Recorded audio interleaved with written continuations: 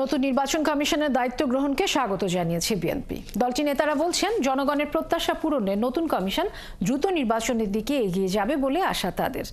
গণতন্ত্র আর মানুষের অধিকার নিশ্চিতের একমাত্র উপায় নির্বাচন বলেও জানান শীর্ষ নেতারা। হাবিব রহমানের প্রতিবেদন।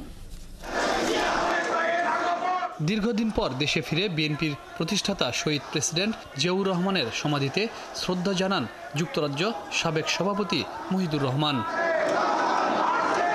পরে সেখানে ডক্টর মঈন খান বলেন, একটি দল জনগণের উপর অত্যাচার করে রেহাই পায়নি, তাই গণতন্ত্র ফিরিয়ে আনতে দ্রুত নির্বাচনের তাগিদ দেন তিনি।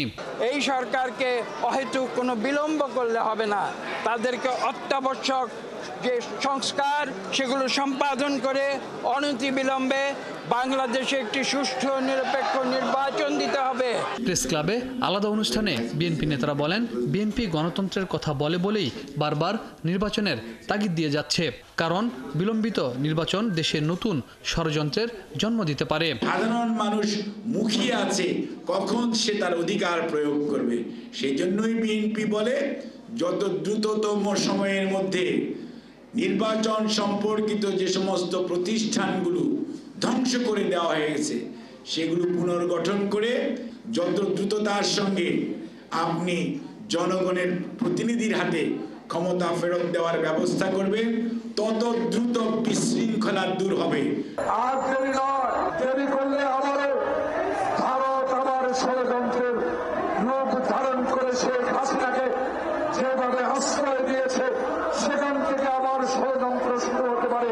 বিকালে গুলশানে দলের মহাসচিব মির্জা ফখরুল ইসলাম আলমগীরের সাথে সাক্ষাৎ করেন তুরস্কের রাষ্ট্রদূত। পরে দলের স্থায়ী কমিটির সদস্য আমির খসরু মাহমুদ বলেন, নতুন নির্বাচন কমিশন জনগণের প্রত্যাশা পূরণে কাজ করবে। এই যে সবাই জানতে চাচ্ছে নির্বাচনের রোডম্যাপ কি, কবে নির্বাচন হবে, দেশি বিদেশি স্টেক হোল্ডাররা সবাই তো অপেক্ষা করছে। তো আজকের শপথ নেওয়ার পরিপ্রেক্ষিতে নিশ্চয়ই একটা ভালো স্টেপ, ভালো মেসেজ যাবে।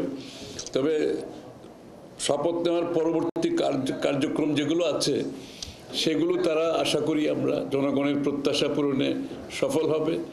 একটা সুষ্ঠু নির্বাচনের দিকে তারা যত দ্রুত সম্ভব এগিয়ে যাবে, তো সেটাই প্রত্যাশা থাকবে আগামী দিনের জন্য।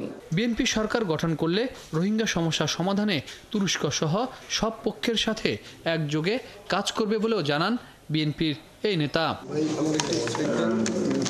হাবিব রহমান, ৭১, ঢাকা।